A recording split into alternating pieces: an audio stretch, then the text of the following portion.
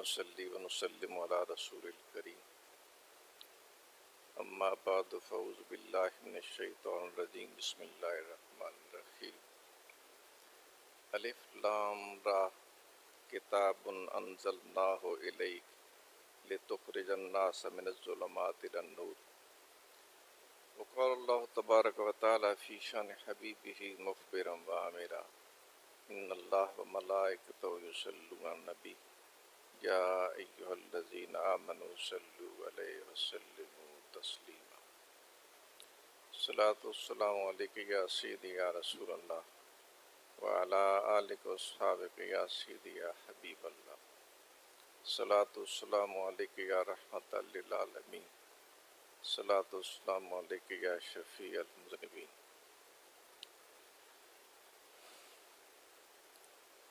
اگر ہم اس حوالے سے سوچیں، گفتگو کریں کہ افادہ اور استفادہ کیسے ممکن ہوتا ہے، تو لازمی طور پر ہم یہ بات کہیں گے کہ کوئی نہ کوئی قدر مشترک ہونی چاہیے جس کی بنا پر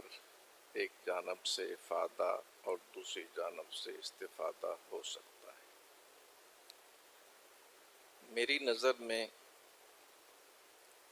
بحیثیت مدرس اکثر میں یہ بات کیا کرتا ہوں کہ ایک مدرس کے لیے کل کائنات اس کے طلباء ہوتے ہیں۔ اس کی خواہش ہوتی ہے اس کا ہر طالب علم آسمان علم و حکمت کا تابندستارہ ہو، کیونکہ جس مقصد کے لیے وہ زندگی بسر کر رہا ہوتا ہے اس کی آگے ترویج و ارشاد کا بھی وہ خواہش مند ہوتا ہے کہ ایک نسل تک اگر میں نے پیغام پہنچایا ہے تو یہ سلسلہ اگلی نسلوں تک بھی جاری رہنا چاہیے۔ میں اپنی گفتگو کا آغاز حضور عالمت رحمۃ اللہ تعالی علیہ کے ایک ارشاد اور ایک جو آپ نے نقطہ نظر بیان فرمایا اس روز جب 14 ہجری مکمل ہو چکی تھی، محرم کا پہلا دن تھا۔ یہ جو آپ اکثر طور پر اپنی مجالس میں اس جملے کا اظہار کرتے ہیں، سنتے ہیں کہ یہ صدی دارالعلوم غوثیہ کی صدی ہے، میں بھی اس کو سنتا ہوں،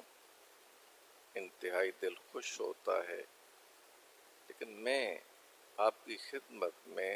جو بات عرض کرنے لگا ہوں وہ یہ ہے کہ اس موقع پر صرف آپ نے یہ جملہ نہیں کہا تھا، آپ نے کچھ اور باتیں بھی کی تھی۔ اگر آپ یہ جاننا چاہتے ہیں، یہ ارادہ رکھتے ہیں، یہ خواہش رکھتے ہیں کہ ہم اس جملہ کے مصداق بنیں، تو پھر گفتگو کے ان دونوں دوسرے پہلوؤں کے اوپر بھی آپ کو توجہ کرنا ہوگا۔ مجھے اچھی طرح یاد ہے کہ آپ نے جو آیے کریمہ اس وقت پڑھی تھی، مین گیٹ سے جب داخل ہوتے تھے، مین گیٹ اسی جگہ پر تھا، جو ہی بائیں جانب مڑیں تو اس وقت گول کمرہ تھا،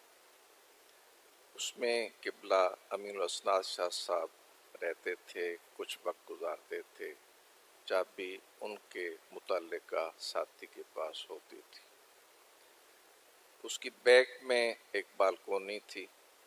ساتھ نوری صاحب قبلہ کا کمرہ تھا اور ایک اور کمرہ اس کے بعد دارالحدیث تھا۔ ان دونوں کمروں کے سامنے جو پلاٹ تھا اس میں اسمبلی ہوا کرتی تھی، ہم لوگ اسمبلی میں موجود تھے۔ حضور عالمت اس میں تشریف لائے،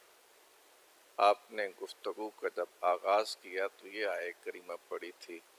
کنتم خیر امت اخرجت للناس تأمرون بالمعروف وتنہون عن المنکر۔ آپ نے اس کے بعد ایک حکایت بیان کی تھی جس میں آپ نے ذکر کیا کہ ایک شیر کا بچہ اپنے جھنڈ سے الگ ہو کر بھیڑ بکریوں کے ساتھ شامل ہو گیا، انہی کے ساتھ وقت گزارنے لگا، اس کی فطرت بدل گئی اس ماحول کی وجہ سے۔ کچھ عرصہ کے بعد شیروں کا جھنڈ اس جانب گزرا، انہوں نے اپنی نسل کا ایک بچہ بھیڑ بکریوں کے ساتھ میں کرتا انہی کے ساتھ اٹھتا بیٹھتا ہوا نظر آیا، تو انہوں نے سوچا کہ یہ ہماری نسل کا ہے، ہم اسے کیسے ان سے الگ کر کر اپنے ساتھ شامل کریں۔ سوچ و بچار کے بعد انہوں نے اس سے بات کی، وہ ان کی طرف مائل نہ ہوا، پھر اس کو پانی کے ذخیرہ دریا کے کنارے کے اوپر لے گئے اور اس سے عکس دکھایا اپنا پانی کے اندر۔ جب اس کا عکس نظر آیا تو اسی کے ساتھ ہی اس کے اندر کی جو ایک بنیادی وصف تھا، طبیعت تھی، وہ دفعتاً اجاگر ہوئی، پیدا ہوئی، پھر وہ شیروں کے ساتھ دھاڑنے لگا۔ حضور ضیاء الامت رحمۃ اللہ تعالی علیہ نے جو آیہ کریمہ تلاوت فرمائی تھی اس میں اس امر کا بھی ذکر ہے، کنتم خیر امۃ اخرجت للناس۔ اس سے آگے کچھ فرائض بھی ہیں۔ تأمرون الناس، کہ تم لوگوں کو نیکی کا حکم دو گے، برائیوں سے روکو گے۔ جب تک ایک انسان اس منصب کے آداب بجا لانے کی کوشش نہیں کرتا، اس وقت تک اس کے پاس وہ چیز باقی نہیں رہتی۔ حضور ضیاء الامت رحمۃ اللہ تعالی علیہ نے جہاں ہمیں اپنے مقام و مرتبہ سے آشنا کیا، ساتھ ہی ساتھ آپ نے ہمیں اپنی ذمہ داریاں بھی سکھائیں، ان کی طرف بھی متوجہ کیا۔ اور جب ایک انسان ان ذمہ داریوں کو ادا کرتا ہے تو جو رفعت ایک انسان کے حق میں مقدر کی جا چکی ہوتی ہے، اس کی حفاظت بھی ممکن ہوتی ہے اور اس کا دوام بھی ممکن ہوتا ہے۔ جب ہم اپنی ذمہ داریوں کی طرف توجہ کرتے ہیں تو جو آیہ کریمہ کے کلمات میں نے آپ کے سامنے پڑھے ہیں، بالکل واضح سی بات ہے کہ آقا دو عالم صلی اللہ علیہ وسلم کی بعثت کا مقصود یہ تھا کہ ہر قسم کی ظلمت سے لوگوں کو نکال کر نور کی طرف، ہدایت کی طرف لانا تھا۔ کیا وہ مسائل ہیں جو ہم سے تقاضا کرتے ہیں کہ ہم اپنے آپ کو ان کا سامنا کرنے کے لیے تیار کریں؟ کیا وہ مشکلات ہیں جو ہم سے تقاضا کرتی ہیں کہ ہم شب و روز اپنی تمام تر صلاحیتوں کو ان کے لیے صرف کریں؟ تو میں 3 باتیں آپ کی خدمت میں اس حوالے سے عرض کرنا چاہتا ہوں جو آپ کے لیے ایک چیلنج کا درجہ رکھتی ہیں، کیونکہ حضور ضیاء الامت رحمۃ اللہ، اگرچہ موضوع کا جو عمومی تاثر ہے وہ شاید یہ ہے کہ ہم مسلمانوں کے درمیان جو تنازعات ہیں، جو اختلاف ہے،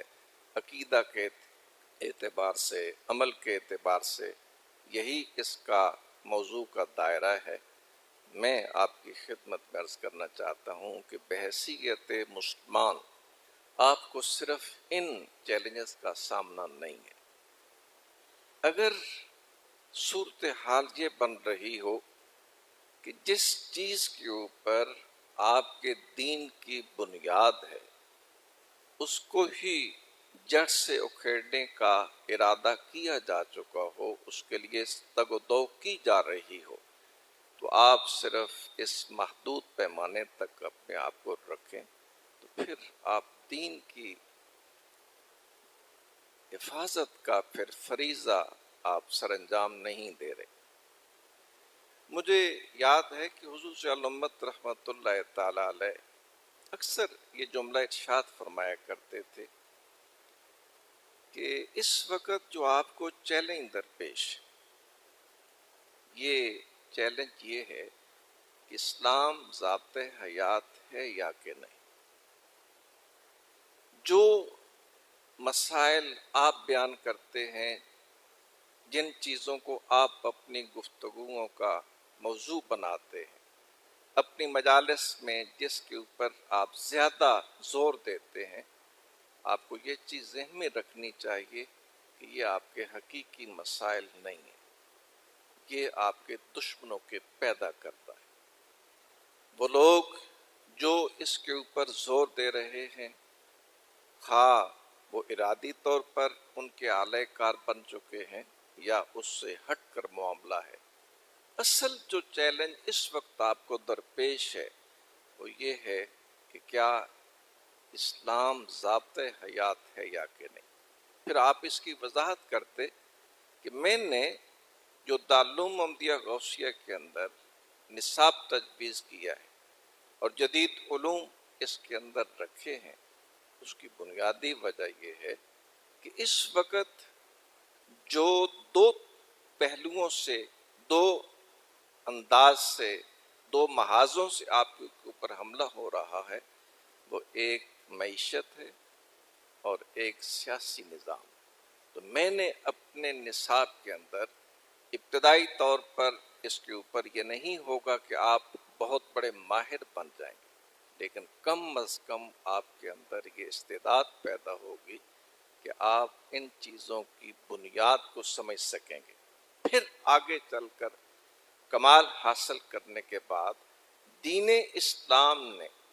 جو انسان کے حوالے سے ان ضروریات کو پورا کرنے کا بتائی ہے، اس کے لیے آپ کے لیے آسانی ہو جائے۔ جب میں دوسرا جو میرے ذہن میں چیلنج سامنے آیا، جب میں النبی محمد نبی الانبیاء و انسان انسانیہ، یہ کتاب ہے عبد الکریم الخطیب کی، جب میں اس کا ترجمہ کر رہا تھا تو اس وقت اس میں ایک بحث ہے حل النبوۃ ضروریۃ للانسان۔ اس میں جو جدید فلسفہ اس وقت مجھے سمجھ آیا وہ یہ تھا کہ سماوی ہدایت کا تصور انسانی زندگی سے ختم کر دیا جائے۔ اگر یہ ٹارگٹ پورا نہیں ہوتا تو پھر ان کا دوسرا ٹارگٹ یہ تھا کہ اس کو انسان کا پرسنل مسئلہ بنا دیا جائے۔ جس کو آپ سماوی ہدایت کہتے ہیں، جس کو آپ دین کہتے ہیں، اس کا اجتماعی زندگی کے ساتھ کوئی تعلق واسطہ نہیں ہونا چاہیے۔ اگر کوئی فرد دن میں 5 نمازوں کی بجائے 50 پڑھنا چاہتا ہے تو خوب پڑھے۔ اگر ایک آدمی رمضان کے روزے رکھنے کی بجائے پورا سال رکھنا چاہتا ہے تو ضرور رکھے۔ اگر 40واں حصہ مال کا دینے کی بجائے سارا دینا چاہتا ہے ضرور دے۔ روز وہ زیارت حرمین کے لیے جائے، لیکن ان چیزوں کا اجتماعی زندگی کے اوپر کوئی اثر نہیں ہونا چاہیے، کوئی عمل دخل نہیں ہونا چاہیے۔ بے شمار آپ کی تحریکات جو دین کے نام سے بھی سامنے آئیں، ان میں اگر پہلا ٹارگٹ ان کا نہیں پورا کر رہی تو دوسرا ٹارگٹ ضرور پورا کر رہی تھی۔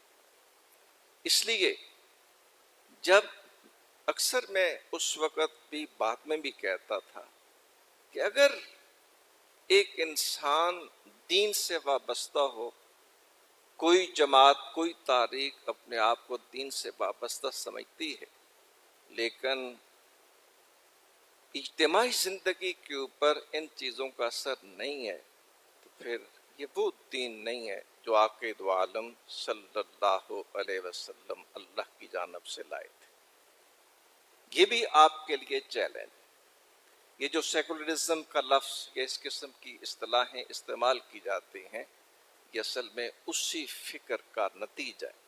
مجھے وہ جملہ یاد آ گیا نیتشے کا، اس میں وہ عبد الکریم الخطیب ذکر کرتا ہے کہ نیتشے کہتا ہے کہ ہم زمین کے کیڑے مکوڑے ہیں، ہمیں آسمان کی ہدایت کی ضرورت نہیں۔ اس وقت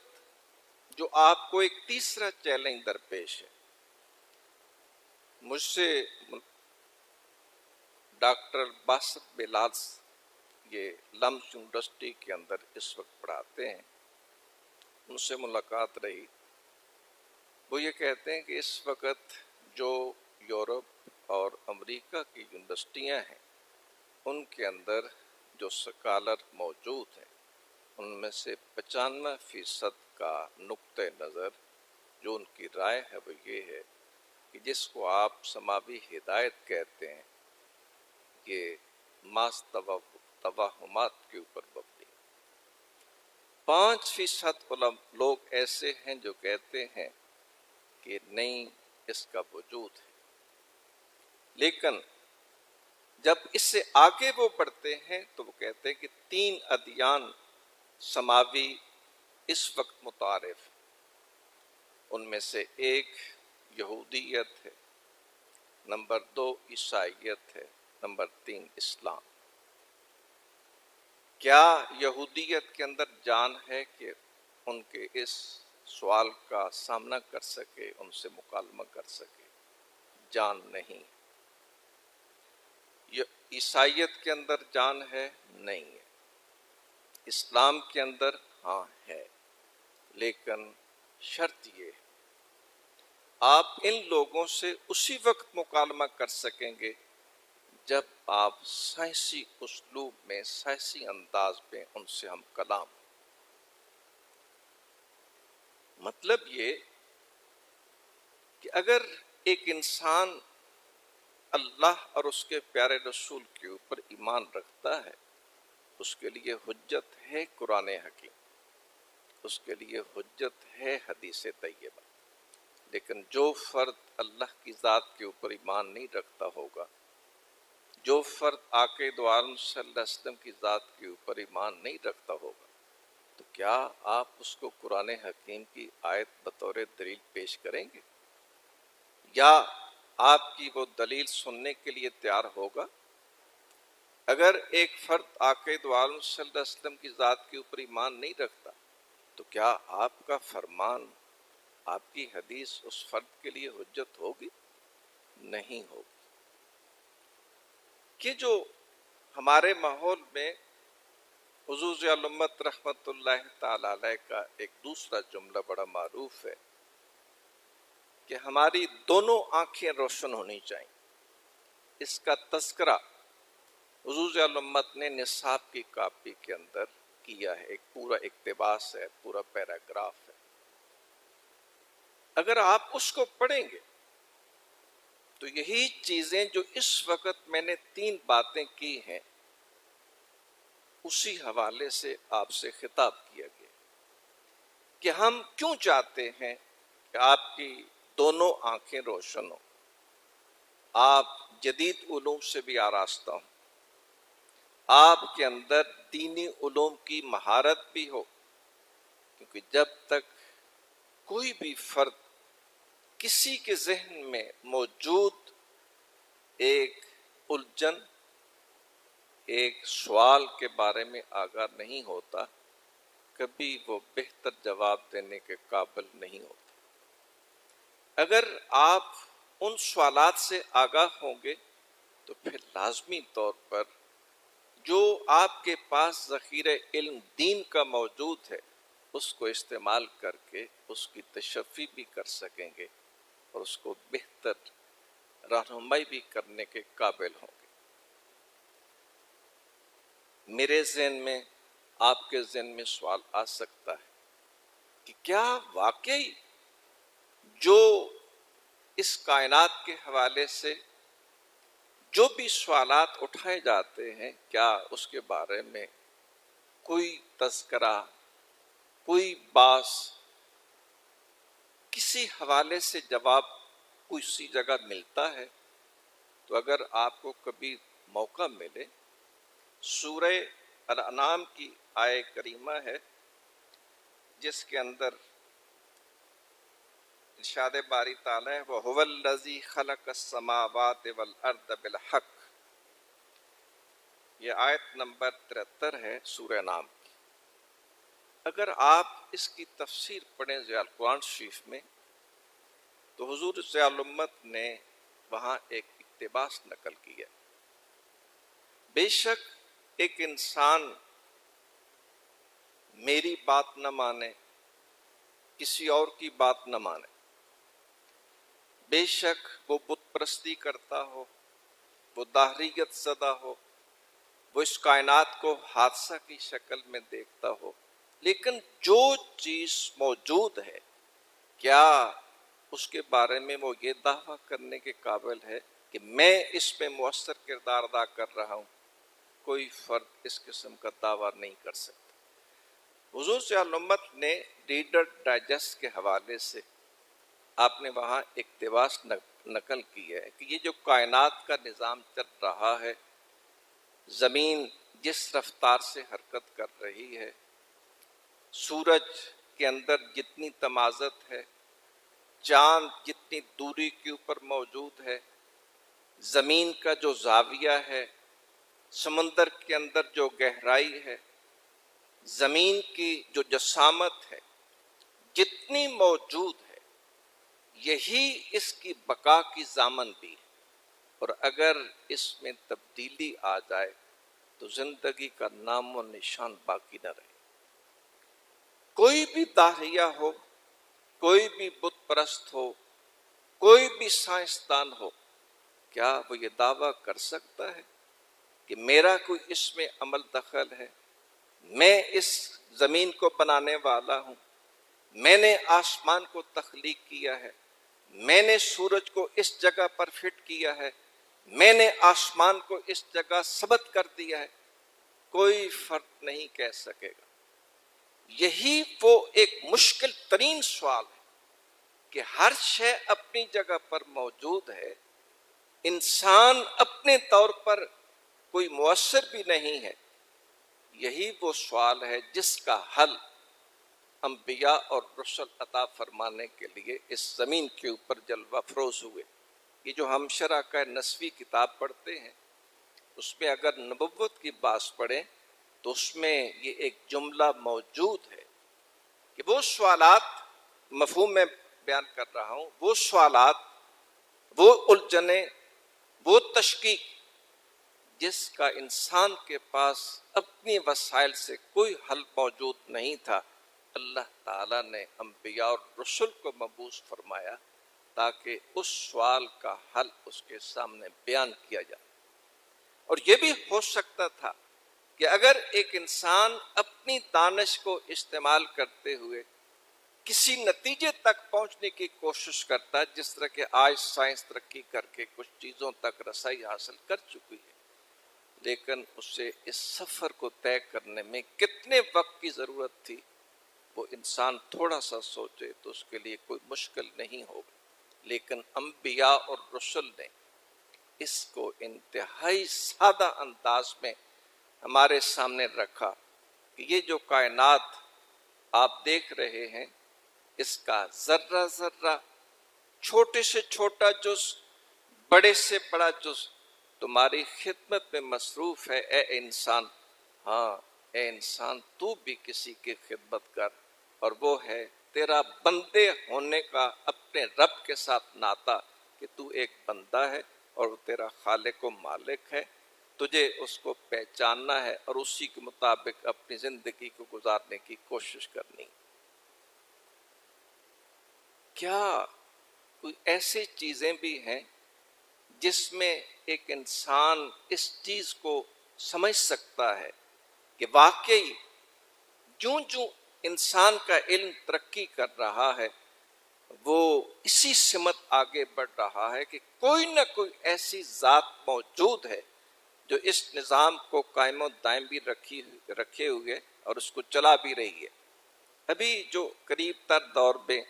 ایک بڑا مشہور و معروف یہ ڈی این اے ٹیسٹ کا سلسلہ پاکستان کے اندر بھی مروج ہے، جس کے ذریعے سے آپ کوئی بھی حادثہ ہو اس کے بارے میں آپ کچھ معلومات حاصل کر سکتے ہیں اور صحیح نتیجے پر پہنچ سکتے ہیں۔ اس کے اوپر یہ جو پروجیکٹ تھا وسیع و عریض، یہ $5 ارب اس کے اوپر سرمایہ کاری ہوئی۔ 10 سال سے زائد عرصہ تک اس کے اوپر تحقیقات کا سلسلہ جاری رہا۔ میں صرف ایک چیز آپ کے سامنے بیان کرنا چاہتا ہوں۔ مجھے یہ چیز معلوم کہاں سے ہوئی؟ آپ کا ہی ایک ساتھی ہے دارالعلوم کا فارغ التحصیل وقاص، اس کا نام ہے ٹوبہ ٹیک سنگھ کے علاقے کا۔ اس وقت وہ کشمیر کے علاقے میں لیکچرار ہے اور ابھی چند دن پہلے کراچی یونیورسٹی سے وہ پی ایچ ڈی بھی کر چکا ہے۔ اس کا بھائی ہے ڈاکٹر اشتیاق، ڈاکٹر عطاء الرحمان کے ادارہ میں اس نے بیالوجی میں پی ایچ ڈی کی۔ اس نے میرے ساتھ اس حوالے سے گفتگو کی تھی، اور جب یہ موضوع منتخب ہوا تو میں نے پھر اس سے رابطہ کیا کہ یہ جو بات تم نے میرے سامنے بیان کی تھی میں چاہتا ہوں کہ بیان کروں، تو پھر میرے سامنے دہراؤ۔ اس نے بہت ساری باتیں کی، لیکن میں صرف ایک بات آپ کی خدمت میں عرض کرنا چاہتا ہوں۔ اس نے جو اس کا سربراہ تھا، نام بھی میرے پاس لکھا ہوا ہے، اس نے ایک مقالہ لکھا۔ اس کا ایک چھوٹا سا اقتباس یہ ہے کہ یہ جو انسان کا چھوٹا سا پیکر ہے، جس کو ہم علم تفسیر میں بیضاوی میں اس کو عالم اصغر کے نام سے بھی یاد کیا گیا ہے، اس چھوٹے سے پیکر میں وقت کا چھوٹا جز، جس کو ہم آسانی کے لیے لمحہ کہتے ہیں، اس میں ہزارہا ایکشن ہو رہے ہیں، ہزارہا ری ایکشن بھی ہو رہے ہیں۔ ان میں سے ایک ایکشن بھی تباہ کن ہے اور ایک ری ایکشن بھی تباہ کن، لیکن پھر بھی یہ انسان زندہ ہے، انسان کی زندگی رواں دواں ہے۔ کوئی تو ہے جو اس کو مینج کر رہا۔ اب اس کے اوپر آپ نے دونوں باتیں سنی ہیں، پھر اس آیہ کریمہ کو پڑھیے، سنریہم آیاتنا فی الآفاق وفی انفسہم، کہ ہم اپنی قدرت کی نشانیاں اس پورے آفاق کے اندر بھی تمہیں دکھائیں گے، اور تمہاری ذاتوں کے اندر جو چھوٹا سا انسان ہے اس کے اندر بھی ہم تمہیں یہ چیزیں دکھائیں گے کہ ہماری قدرت کے شاہکار کہاں کہاں موجود ہیں۔ اگر آپ اس مضمون کی تفصیل کی طرف جائیں گے تو ایک انسان ہکا بکا ہو جاتا ہے کہ یہ چند فٹ کے اوپر مشتمل ایک انسان یہ کتنی کائنات کی وسعتوں کو سموئے ہوئے۔ آپ نے اس چیز کو بھی دیکھنا ہے کہ جب ہم آقا دو عالم صلی اللہ علیہ وسلم کے امتی ہیں، ہم آپ سے محبت کرتے ہیں، جس پیغام حق کے لیے، جس ہدایت کے لیے آپ جلوہ افروز ہوئے، وہ ہم پر بھی ذمہ داری عائد ہوتی ہے۔ لِتُخْرِجَ النَّاسَ مِنَ الظُّلُمَاتِ إِلَى النُّورِ، کیا ہم میں سے بھی کوئی ایسا فرد ہے جو کسی بھی گمراہی کے اندر شکار انسان کو اس گمراہی سے نکال کر ہدایت کی طرف لانے کا سبب بن سکے؟ اگر وہ کسی بھی علم جدید کی وجہ سے، کسی بھی معلومات کی وجہ سے شکوک و شبہات کا شکار ہو چکا ہے، کیا ہم نے کبھی یہ سوچا ہے کہ ہم اپنے آپ کو اس کے لیے بھی تیار کریں؟ کیونکہ حضور ضیاء الامت رحمت اللہ تعالی علیہ نے جو اس نصاب کی ترتیب کا اہتمام فرمایا، آپ کے پیش نظر یہ صرف یہ مسائل نہیں تھے، بلکہ آپ کے پیش نظر یہ مسائل بھی تھے جو میں نے آپ کے سامنے بیان کرنے کی کوشش کی۔ یہ یاد رکھیے، جب کوئی بھی انسان، کوئی بھی جماعت افراد سے کام لیتی ہے، زبان سے اپنے الفاظ کا انتخاب ایسے انداز میں کرتی ہے جس میں تشدد کا پہلو ہو، جس میں زور ضابطے کا پہلو ہو، بے شک یہ درست بات ہے کہ اس کو کچھ نہ کچھ حمایتی ضرور مل جاتے ہیں، لیکن یاد رکھیے کسی بھی فرد